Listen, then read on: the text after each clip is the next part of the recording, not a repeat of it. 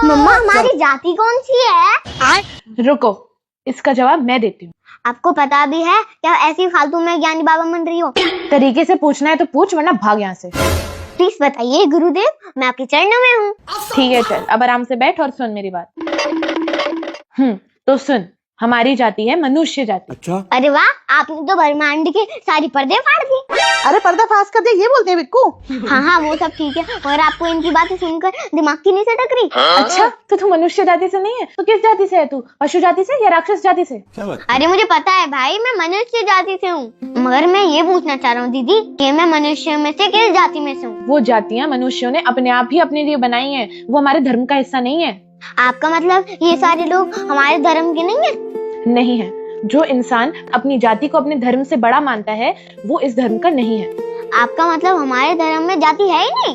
बिल्कुल भी नहीं है। हमारे धर्म में सिर्फ 4 वर्ण होते हैं, जो पहले भी थे और अब भी हैं, जो सिर्फ मनुष्य के गुण और कर्म पर आधारित होते हैं। ये बात सीरियस बात लग रही है, अच्छे से बताओ। अब देख, हमारे धर्म में 4 वर्ण होते हैं। एक वर्ण होता है जिसमें विद्वान लोग आते हैं, जिन्हें चीजों की जानकारी होती है, जो समझदार होते हैं, जिन्हें हम आज की भाषा में साइंटिस्ट, प्रोफेसर्स या एडवाइजर्स कह देते हैं। उन्हें उस टाइम पर हम ब्राह्मण कहते थे।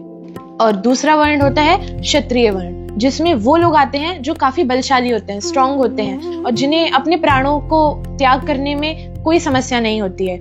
उन्हें सिर्फ ये देखना होता है कि हमारे लोग, हमारी प्रजा, हमारा राज्य सुख रहे और सुरक्षित रहे, जिन्हें हम आज की भाषा में आर्मी कह सकते हैं, पुलिस ऑफिसर्स कह सकते हैं, या वो सारे लोग जो हमारी प्रोटेक्शन के लिए लगे रहते हैं। और तीसरा वर्ण होता है वैश्य, जिनमें वो लोग आते हैं जो लोग व्यापार करते हैं, चीजों की लेन देन करते हैं। उन्हें, जैसे कि हम आजकल बिजनेसमैन कह सकते हैं, उन्हें हम उस टाइम पर वैश्य कहते थे।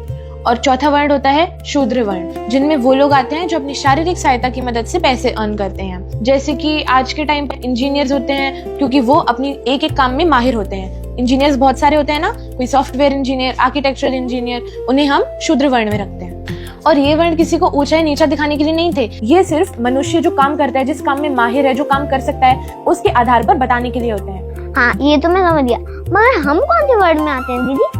हमारे दादू और पापा कृषि का काम करते हैं, और इसी वजह से हम वर्ण व्यवस्था के हिसाब से वैश्य हैं। तो मतलब मैं वैश्य हूँ? नहीं, हमारी इस बेहतरीन वर्ण व्यवस्था को किसी सोच ने बर्बाद कर दिया, जब धीरे धीरे लोग अपने कर्म से नहीं, जन्म से अपनी वर्ण को चुनने लगे। अब जब तू बड़ा हो जाएगा, तब तेरे कर्मों पर निर्भर करेगा कि तू कौन सी वर्ण में बिलोंग करता है। वाह, कितनी अच्छी व्यवस्था थी ना।